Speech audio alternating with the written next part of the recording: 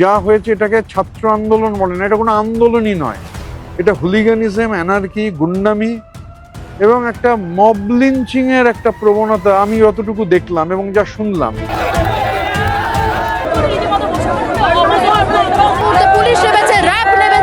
মানে কোনো একটা আন্দোলনে এসে ওরকম হাসি কেউ হাসতে পারে লোককে মেরে, সংবাদ মাধ্যমকে মেরে, এটা কোনো একেবারেই নর্মাল ঘটনা নয়।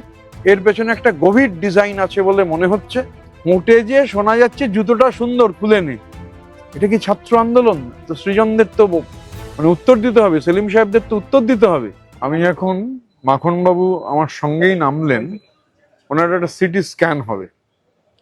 তো ওনার ভিডিওতে, কারণ ওনার এই মাথায় লাঠি পড়েছে এবং আমার, দেখুন আমি তো আর ডাক্তার নই, কিন্তু খালি চোখে যেটা দেখা যাচ্ছে যে একটু এই জায়গাটা ব্যাকা মনে হচ্ছে।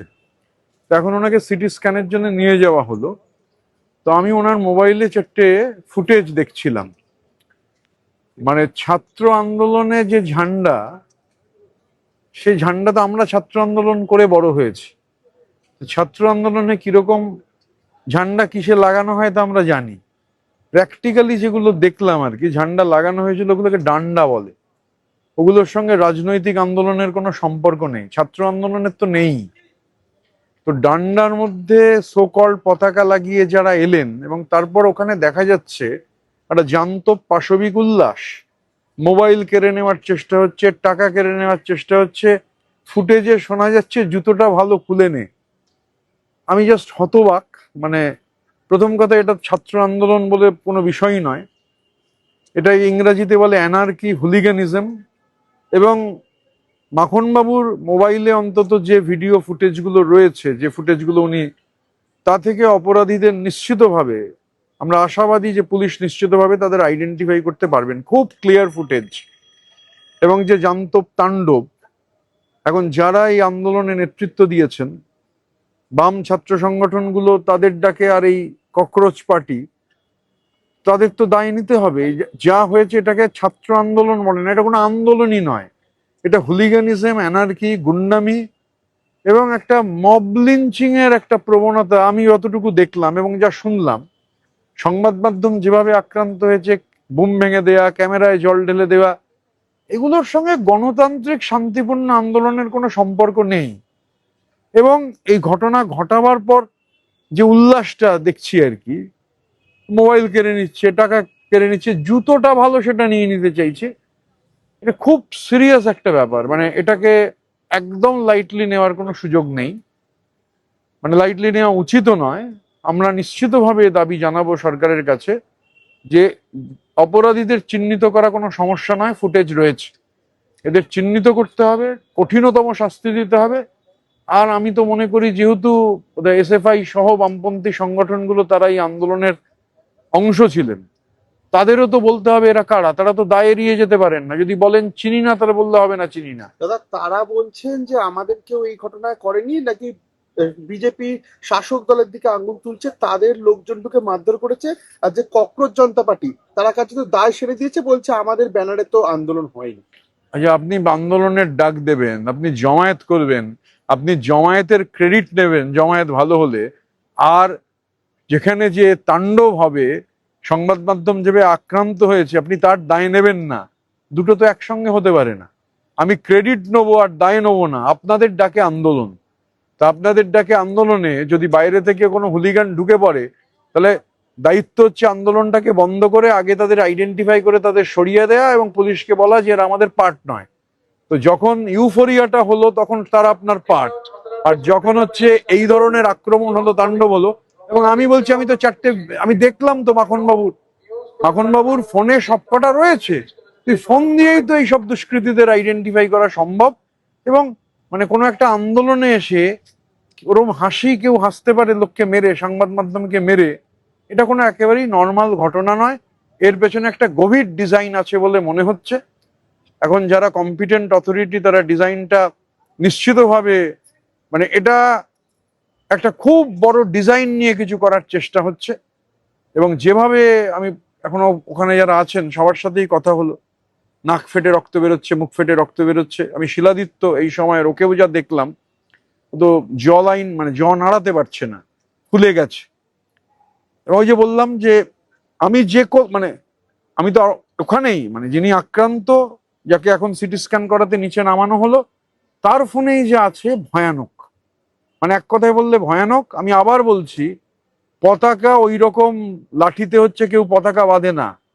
আমি দীর্ঘ 2 দশকের বেশি ছাত্র আন্দোলন করেছি, ইউনিট স্তর থেকে সর্বভারতীয় স্তরে ছাত্র আন্দোলন করার অভিজ্ঞতা আছে। কিন্তু মোটা ডান্ডা মারপিটের জন্য যা ব্যবহার হয়, সেই ডান্ডাগুলো একাধিক, এবং দেখতে পাওয়া যাচ্ছে তো কিভাবে মেরেছে, এবং মারবার পর যে তাণ্ডব, এবং ওখানে শোনা যাচ্ছে মোবাইল কেড়ে নিতে হবে, টাকা, জুতো, মানে আমি মানে হ্যাঁ শোনা যাচ্ছে তো ফুটেজে শোনা যাচ্ছে জুতোটা সুন্দর, খুলে নে। এটা কি ছাত্র আন্দোলন? তো সৃজনদের তো মানে উত্তর দিতে হবে, সেলিম সাহেবদের তো উত্তর দিতে হবে। আমি আন্দোলনের জয় জয়কার নিয়ে তো পোস্ট দেখছিলাম, তা এখন বললে হবে যে এই দায় আমার নয়, আমাদের নয়, এই দায় স্বীকার করতে হবে। আর আমরা কালকে তো বিধানসভার অধিবেশন আছে, আমরা নিশ্চিতভাবে সরকারের সাথে কথা বলবো যে কঠিনতম শাস্তি দোষীদের চিহ্নিত করে দিতে হবে। এরম ভাবে, মানে এটা কোনো আন্দোলন নয়, এটা অ্যানার্কি, এটা হুলিগানিজম। এই যে টিভি9 বাংলা দীপঙ্কর দাশগুপ্তকে মুখে যেভাবে মারা হয়েছে, মুখ্যমন্ত্রী এসেছিলেন, টার্গেট করে কি মিডিয়াকেই কি এইভাবে হামলাটা করা? দেখুন, মানে গোটা ঘটনাটাই একটা ডিজাইনের অংশ। মিডিয়া যে টার্গেট এটা তো বোঝাই যাচ্ছে। এবং এই যে মিডিয়া, এই যে কথাটা এলো, মানে মিডিয়া আক্রান্ত হলো, তারপর যারা আন্দোলন করছেন তারা অন্য কারুর ঘাড়ে দায় চাপিয়ে দিতে চাইছেন, এটা আরো ভয়ানক। এবং আমি, দীপঙ্কর বাবু সম্ভবত, আমি যখন ওপরে, তখন ওনাকে বোধহয় কোনো টেস্টের জন্য নিয়ে যাওয়া হয়েছে। বাকি যারা ছিলেন, মানে আমি প্রত্যেকেরই, মানে রিক, শিলাদিত্য, সুমন এবং মাখন বাবু, মানে মাখন বাবুর তো আমি বললাম যে আমার নিজেরই খালি চোখে, আমি তো আর ডাক্তারির লোক নই, আমার আইডিয়াও নেই, কিন্তু কমন লোক হিসেবে খালি চোখে বোঝা যাচ্ছে যে কোথাও একটা অ্যানোমালিটি রয়েছে। তো নিয়ে গেলেন ওরা সিটি স্ক্যানের জন্য, সিটি স্ক্যানটা ধরিয়ে, এবং উনি বলছেন যে অস্বাভাবিক ব্যথা করছে এবং জ্বালা করছে, যে মাথার মধ্যে জ্বালা করছে বলছেন, এটা তো নর্মাল নয়। তো এটা যারা এসেছেন তারা নির্দেশ পেয়েই এসেছেন, এবং নির্দেশ পেয়ে কি করতে হবে সেই কাজ করেছেন। এবং এরা যে লুটেরা, মানে যখন এই ধরনের ঘটনা ঘটে, মানে এদের কাউকে আনলিশ করা হয়, কাউকে পাঠানো হয়, দেখুন ট্রেন্ডটা হচ্ছে পাঠাবার পর একটা লুট করার প্রবণতা, মানে শুধু মেরে ক্ষান্ত হয়নি, মেরে ক্ষান্ত হওয়ার পর হচ্ছে এবার যা আছে নিয়ে নাও, ফোন নিয়ে নাও, টাকা নিয়ে নাও, এমনকি জুতোটাও ভালো, জুতোটাও নিয়ে নাও। এটা খুব সিভিয়ার ব্যাপার। আমরা নিশ্চিতভাবে, অ্যাসেম্বলিও আছে, আমরা কথা বলবো, আমরা আশাবাদী। মানে কারণ ফুটেজ আছে মাখন বাবুর ফোনে, আপনাদের বাকি ক্যামেরায় কতটা আছে আমি জানি না, কিন্তু অন্তত ফোনটায় তো একদম ক্লিয়ার ফুটেজ আছে, কারা করেছে তাদের সমস্ত ছবি আছে। নিশ্চিতভাবে পুলিশ তাদের আইডেন্টিফাই করার কাজ করবেন এবং তাদের কঠোরতম শাস্তি, এবং শুধু এদের নয়, এদের পেছনে যে মাস্টার মাইন্ড যারা এসেছে, আমি তাদের বলছি আনলিশ করা হয়েছে। কারা পাঠালেন, কি উদ্দেশ্যে পাঠালেন, সেটাও দেখা দরকার এবং তাদের পর্যন্ত পৌঁছানো দরকার। এটা নিয়ে কি মুখ্যমন্ত্রীর সঙ্গে কথা বলবো? অবশ্যই কথা বলবো, কালকে যেহেতু বিধানসভা আছে, ওনার আসার কথা, বিধানসভায় কাল কথা বলবো। নির্দিষ্ট দিন বেছে এবং আন্দোলনটাকে ডাক দেওয়া, এবার শান্তিপূর্ণ আন্দোলনের নাম করে এইভাবে হামলা, এটা তো আমি বলছি, এটাকে আন্দোলন বলেন, এটা অ্যানার্কি বলে, হুলিগানিজম বলে। সেই অ্যানার্কিটা কোথা থেকে স্ক্রিপ্টেড হয়েছে, সেই অ্যানার্কিতে কিছু লোককে আনলিশ করা হয়েছে, এবং যে জান্তব তাণ্ডবে তারা উল্লাস প্রকাশ করছেন, এটা থেকে ক্লিয়ার এর সঙ্গে ছাত্র আন্দোলনের বা নর্মাল গণতান্ত্রিক আন্দোলনের কোনো সম্পর্ক নেই। এটা বেসিক্যালি একটা অ্যানার্কিস্ট মুভমেন্ট, এর একটা বড় ডিজাইন আছে। আমরা তো কম্পিটেন্ট অথরিটি নই সেই ডিজাইন খুঁজে বার কর, কিন্তু আমি নিশ্চিত যে প্রশাসন সেটা খুঁজে বার করবে, এবং আমরা দাবি জানাবো কালকে বিধানসভাতে, তো এই কথা আমাদের বলতে হবে যে ভয়াবহ ব্যাপার। আমরা কি গ্রেপ্তারের দাবি করবেন? যারা অবশ্যই, মাখন বাবুর মোবাইলে তো একদম ক্লিয়ার যে কারা আছেন, ওখানেই তো অন্তত 50 জনকে আইডেন্টিফাই করা যাচ্ছে। আরো ভালো ভালো খবর দেখতে সাবস্ক্রাইব করুন বাংলা হান্টের ইউটিউব চ্যানেল। বাংলা হান্টের আরো খবর দেখতে নজর রাখুন। বাংলা খবর মানেই বাংলা হান্ট।